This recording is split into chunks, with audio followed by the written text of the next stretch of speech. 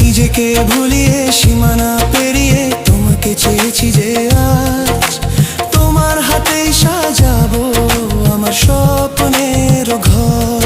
আমি তোমার প্রেমে পড়ে দুনিয়া ভুলে গেছি।